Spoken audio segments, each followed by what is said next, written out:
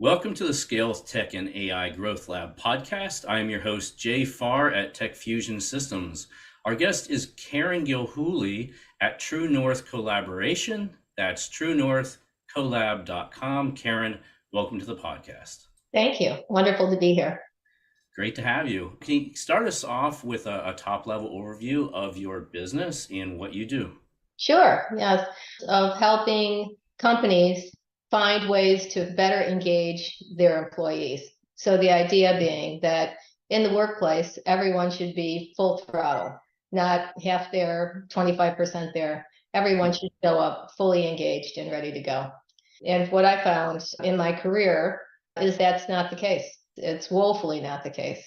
Yeah. Yeah, I've certainly always noticed that. And it's weird. I don't know if maybe I'm just strange, but my attitude was always like, I don't care if I like my job or not. I'm here. I'm stuck here. I might as well keep myself busy and just do the best I can anyway.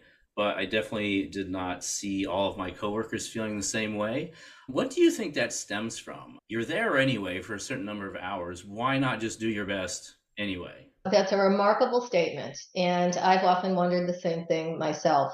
The fact is that I don't think people in today's world really are fully aligned with what their gifts are. I think they land in a job, they take a paycheck, they've got obligations to meet, and they just plod along. And if you're in one of those jobs, it's interesting because there's always something that you can do to turn that dial a bit so that it actually becomes a much more pleasurable experience, whether that's thinking the first thing is you can think about it differently, obviously, but maybe there's a different approach or a different way to collaborate with people or different ways to solve problems, whatever it might be. The fact is that until you become dialed in, it's a chore. It's actually a four-letter word in many people's books, and it shouldn't be that way. It really shouldn't. And if approached correctly, work should actually be a joyful expression of who you are. I know that sounds a bit Pollyannish, but that's actually how I do think of it. And I've worked in environments where that's quite possible. It certainly But would be nice, wouldn't it? Let's start there. Let's pause a minute in talking about whether or not that's practical. Let's just agree that would be a nice thing if we could have a little bit more enjoyment in your work since you have to go there anyway. 100%. And if you want to understand the statistics, they're quite alarming. Less than a third of the people in the United States love what they do. So I want you to think about that for just a second. 2/3 of the folks that are out there trudging to work every day either are asleep at the wheel or absolutely loathe what they're doing. So for the folks that are engaged, operating in that kind of an environment, it's oxygen out of the room. Who wants to go to work in that kind of a place? So the options for a company are to either continue to ignore it and hope that it gets better by itself, or to actually take some action, which is really not all that hard to do. It's not. As someone who's led teams and businesses throughout my career, one thing that I found is that if I didn't have my team behind me, I had nothing. It didn't matter how great my product was. It didn't matter how strong my messaging was. It didn't matter. If my team was not behind me, I had nothing. And so I had to learn the hard way that lining people up, figuring out how to put them into positions where they could play their best is the greatest. So that's really not happening today, which is unfortunate. Yeah, so you think one of the biggest reasons for lack of work performance and let's call it interest, like they're not very interested in their role or their job. They show up, they collect a paycheck, but they're not very interested in it. They're not very passionate about it. And do you think so? You're saying one of the biggest reasons you think is because they're actually not in the correct role for them. So people are misplaced in the wrong role, or is it that the role itself is unbalanced, or both? It's both. It's both. So let's start with the idea that when someone takes a job, typically your first day on the job, you are not going to work saying, oh God, I hate this. Your first day on the job, you're probably not doing that. The first day on the job, you're probably enthused, excited, you're anticipating the future. You may actually go into the role. You may think this is the greatest thing in the world, and then something does change. And that's one thing about the world that is never going to be different. It's always going to change. And one of the biggest drivers of that change is technology. And having been in the workplace now for a number of years and seeing the impact of technology, the good side and the bad side, I can say that's a big contributor to this as well. Because as companies try to make their business more efficient, as they try to actually make life easier for the employees that work there, there's a gap between helping people understand how to actually lean into this. I'll give you an example. So, in one of the firms that I worked for the past 10 years or so, we went through several automation efforts where we took out a lot of manual processes, put some robotics in place, some automated intelligence, that type of thing. And all of that is great. It gave us such incredible insight. The reports that were coming out were really astounding. But yet, helping people understand, first of all, not to be afraid of it. This is not an effort to completely eliminate all the people in the workplace. This is about making things better and freeing things up so that you can actually do higher level types of things. But getting back to the output and this example, I can remember having conversations with people about the reports and the MI that was being produced by these new systems. And the fact that people were actually pushing away from it. Oh, I don't want to look at that. I don't want to look at that. You have to look at it. And even if it's bad, even if it says terrible things, to know where you're at gives you the ability to be able to go in then and start to correct it. And I think that's the other challenge, is that in addition to the MI that's being produced and the line people who don't really know what to do with all of this, I think the managers are also struggling with this a little bit as well, because this isn't the way it used to be done. It used to be a situation where a manager would show up and would say, do this, do this, do this. And now there's other ways of being able to motivate people to get things accomplished. And I think that's a big area unexploited at the moment.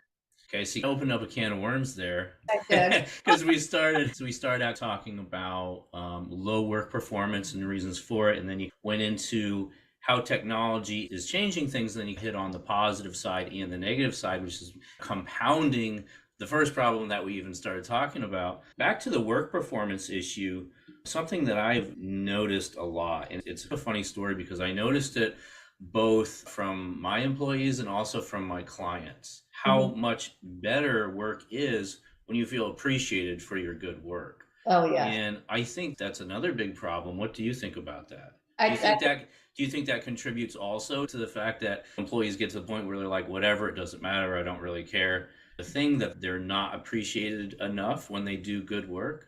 I think that's an incredible problem, because it either doesn't exist, it comes across as phony, or it's mistimed. If you've just come off of a big project where you've really been full throttle and you've really put everything on the table, you've been working weekends, you've been working well into the night, and you get something over the line, I think it's a human expectation that there would be some celebration or recognition of that. But yet, in many organizations, predominantly because the time pressures have grown bigger than anybody has ever faced before, that it becomes like, whatever, we'll get around to it. Or that great performance that we're talking about more and more is become less exceptional and more expected.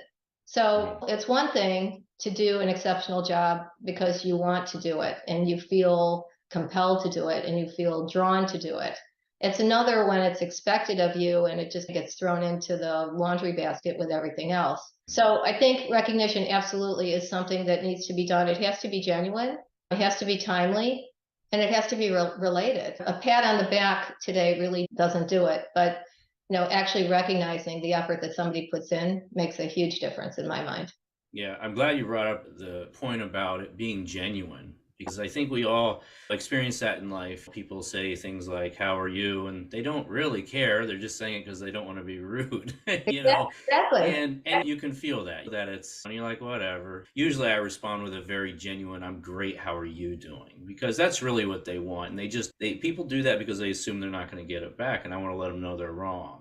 Yeah, you did that today. You did, and that was a great way to get started on this little exercise we're going through. It actually made me feel connected to you, and that's part of the problem, is that We're operating in these disconnected Mm. situations. And at some point, robotics will take a bigger role in the workplace. And but the human connection is always going to be there, in my opinion. And I think that the stronger the connection, the better the performance for the person.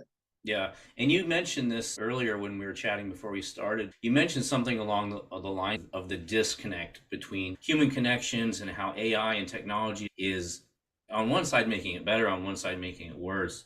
What do you see? You've been in this field of helping businesses for some time.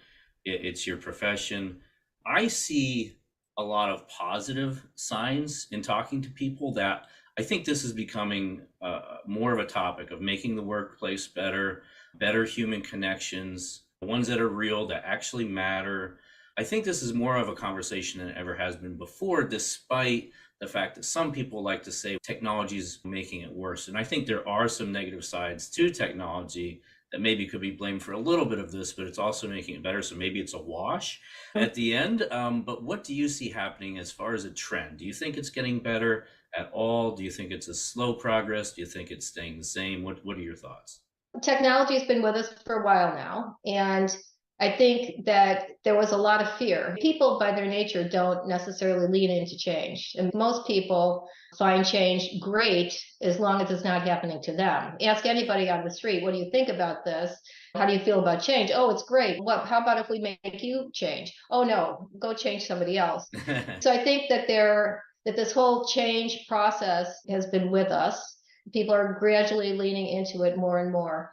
But now, because it's been with us for a while and the speed of the change is increasing, I think that people actually are starting to see some of the benefits of it. For example, in my workplace, I mentioned a few minutes ago, there were a lot of mundane tasks that people were doing, things that were actually draining the souls out of folks, stuff that nobody wanted to do. But yet, when we introduce the technology, it's, oh my goodness, my job's going away. You didn't like that part of the job anyway. So now that it's here and people are actually starting to see what this means, and they can become less concerned or fearful of it, they now know that they've got more time to do things that actually mean something to them. And that's really what it's about. When you go to work, you want to feel that the time that you're putting in is actually meaningful. It has value. That you're getting something out of it, both you and the company, and ideally your customer. But when you don't have that feeling, I think that's where things start to go south a bit. So leaning into technology is something that's on the uptick. I think people are starting to recognize it. The whole AI proposition is really revolutionized things. My son's a doctor, and one of the things that was very worrisome to him, says he was trudging through the whole process of getting his degree. What do I do, Mom, if they automate things? What am I going to do about this? When it's true that if you have to go into surgery and there's a robot that is available to operate on you, and it's a typical type of procedure, and the accuracy of the outcome is going to be exponentially higher if the robot does it than a human, a person might actually choose the robot. But let's say this, when you're going in for a procedure, you're not going into it because you're looking for something fun to do. You're going in because there's something wrong, and you're worried and you're stressed and you have all kinds of emotions that are sitting there at the table. The robot can't interpret that, at least now. And so there will always have to be somebody there to help that human connection. What does this mean? What are my chances? What's the outcome? What should I expect? Those are things that human beings do better than any robot. And because we're so unique in every aspect of our life, trying to replicate that into an AI model is going to take a very long time, in my opinion. I could be wrong. 10 years from now, if we look back on this podcast and there are no human beings left, I guess I'll be proven wrong. But I don't think so. Yeah, who knows? But I'm glad you brought that up. That's a really important point that you made, which is, and we experience this in our practice with our clients, where sometimes we do get a little pushback from clients. Oh, you automate things we don't know. You can't automate everything. And I'm like, listen, I never said you should automate everything. You absolutely should not. Some things should not be automated. You should automate, like you were saying, you should automate the things that your people hate doing, that you hate doing, that take too much time, that don't really have much of a feeling of a reward in the workplace, so that your people can work on higher level things that they are best at. That's And right. that's I think the best thing that we can get out of technology is to implement it correctly, I agree. right? I And agree. it's not a perfect process. Some people do try to automate some things and put in a robot here and go, it didn't work quite as good as we thought. Let's go back, to the other way. But overall, it is a very big improvement. And the thing that I would encourage people to do is to cut your emotions out of it, because technology is coming, AI is coming, whether you like it or not. It doesn't matter what you think about it. So it's coming and it's already here, even though it's pretty new. It's in the early stages, but it's coming in a big way. And so the only thing that we really can do is prepare for it and understand where our place in life and in the marketplace really needs to be to maximize our time here on planet Earth. So if you are someone doing something that's likely to be replaced by automation in the near future, you need to make some plans. And if you You do. don't, it's not going to be good. And we don't want to see that. And it's No. been that way for decades and decades, especially in manufacturing was a huge thing. I think manufacturing jobs are down by 50% or more in the United States. And so a similar trend is going to happen with the new technologies that come out, but we have to just understand it and implement it in the right way and plan accordingly. Yeah. You bring up manufacturing, and I think about some of the people that were working in automotive plants and how a lot of those jobs were absolutely wiped out by the robots coming in. But they were replaced by different jobs that required different types of skills where people actually had to think. Not to say that people working on an assembly line don't have to think, they do, but they think differently. When you all of a sudden are in a situation where there's multiple things going on, it becomes a much more dynamic environment. And there's nothing that's a soul killer more than just being sitting there without having to think. So being in a place where you actually have different types of variety, the level of interaction is higher, the output of your whatever your work is more significant. I think that's really something that's beneficial for everybody. But I just wanted to go back to a point that you made about the fact that whether you're running a new program or you might be impacted by a program, these are times to start talking, to communicate. That if there was one reason that I would see transformation programs fail, in my experience, it's because it wasn't the communication was not enough, it wasn't consistent, it wasn't relative. You had people up here talking about great big plans that they had that were going to happen within the firm, and there was no communication coming down to say what does this mean for this person. So the gap in between is huge. And let's face it, when people are facing the unknown, they typically don't lean into, oh, this is going to be great. They typically lean into, oh my God, what's happening? Mm-hmm. So I think that from a leadership perspective and a management perspective, that in a transformation environment, you cannot over communicate. You have to figure, and you have to be able to communicate in a way that connects back to what it means to the individuals on the front line, how it's going to impact them, how it's going to benefit them, to the point that you made, how things are going to change and how they have to adapt, all of that. But again, there's a lot of assumption that goes into these projects that I think really derail them incredibly. Yeah, I'm going to say the same thing in a different way, because in my experience, the planning of rollouts of improvements or changes are almost never thorough enough. Yeah. And that's what causes most of the problems. You get halfway through the project and the things that should have been thought of before it even began were not thought about, or they were thought about and not discussed, or they were thought about and mentioned, but no one came up with a solution or a contingency plan for them. And now you're in trouble, right? Now you have to undo half your work and do it again because you didn't plan accordingly. I'm a stickler for planning, and I think that all of the questions, as many as possible, have to be answered before you start, because you may very well run into a roadblock halfway through. And now it's going to cost a lot of money, and it's not going to work so well. It's going to be a disaster. And I don't like disasters. I like smooth sailing if I can. Nobody likes disasters.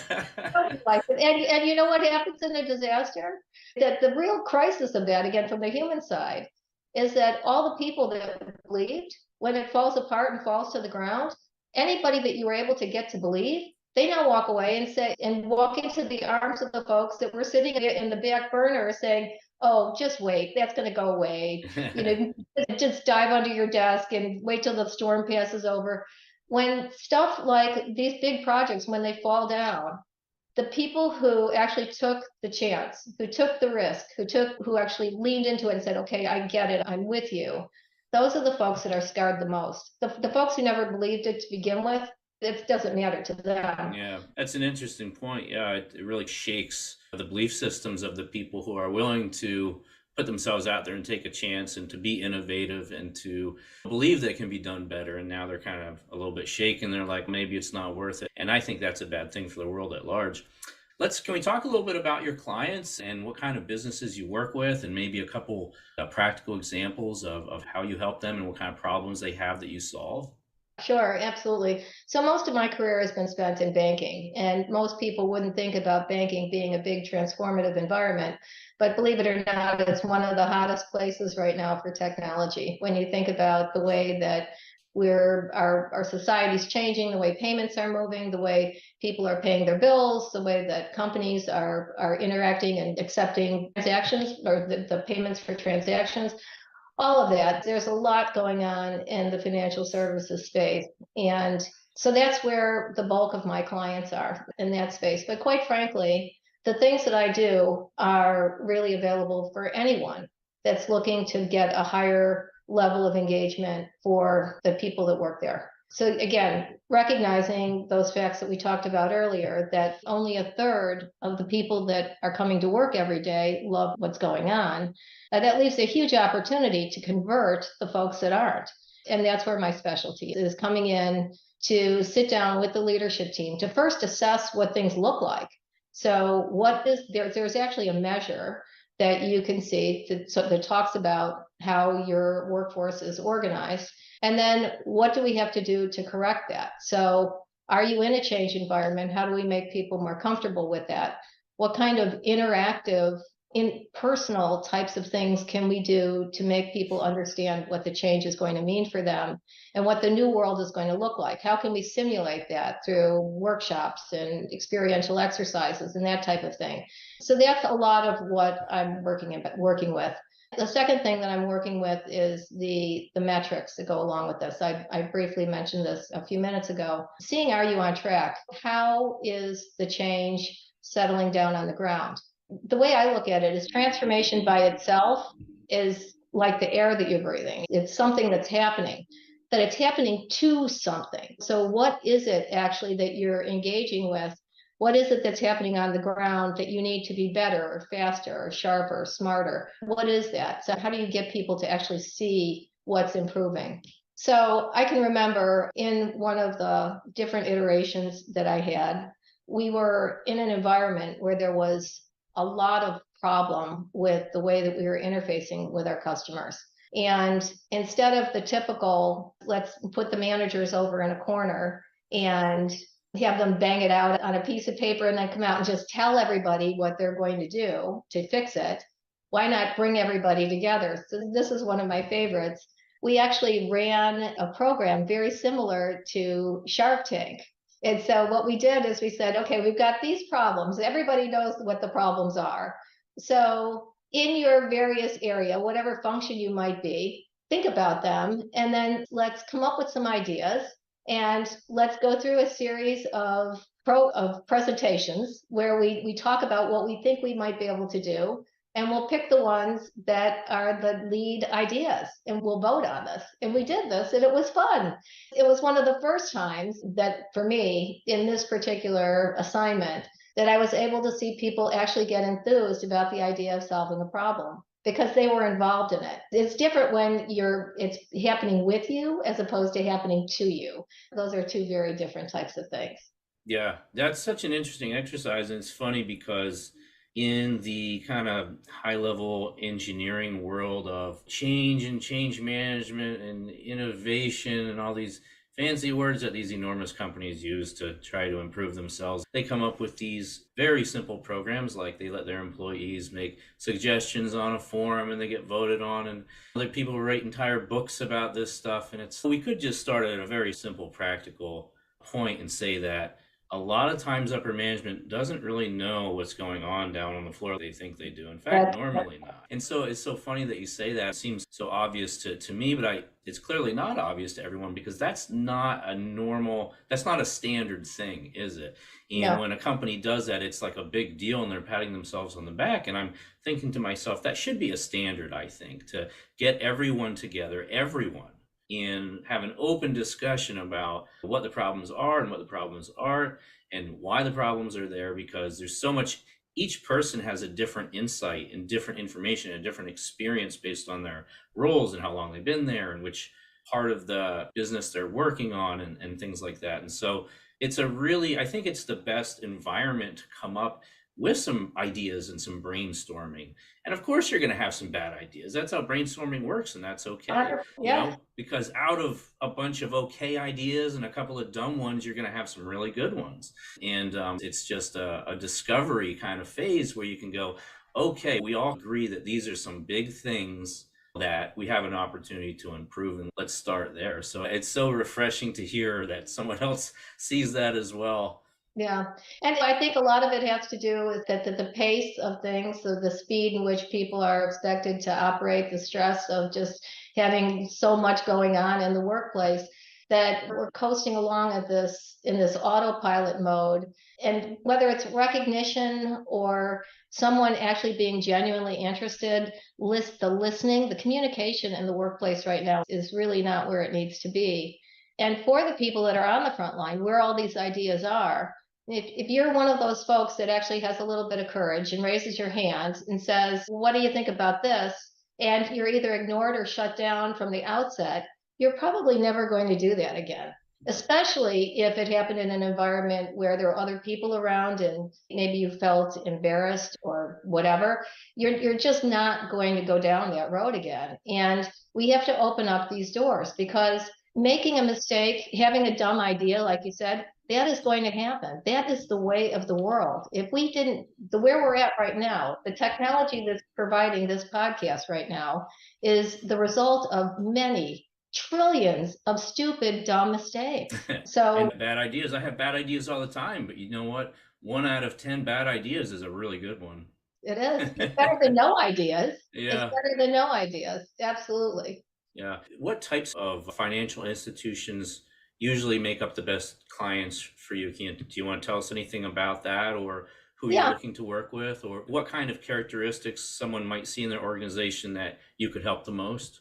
Yeah. So the types of financial institutions I'm working with are not necessarily the great big ones, but the next couple tiers down. So the places where there aren't the resources available to think about these types of things that we're talking about today, that might need an extra set of hands to be able to come in and run some of these programs, run some of these brainstorming sessions, that type of thing, to even assess what the state of the workplace looks like for them. So it's the kind of the mid-sized to the smaller banks, the community banks. That's where the place is at.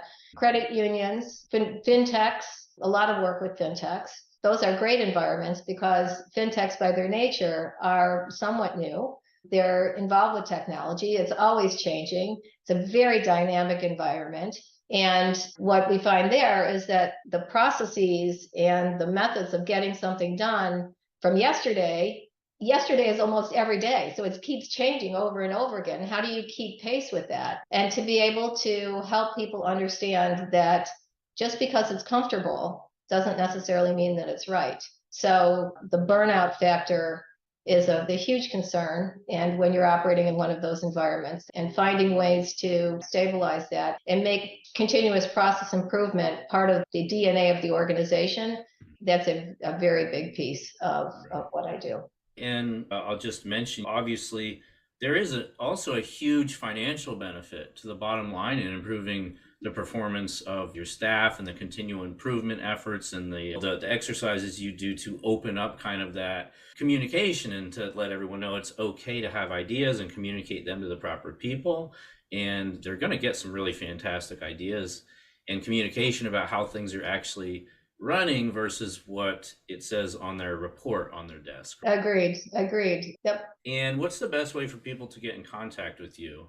There's a couple different ways. I'm available on LinkedIn, of course. My website, www.truenorthcollab.com. That's available. And certainly to schedule a call, visit my website or drop me a line through LinkedIn, and happy to connect. Absolutely.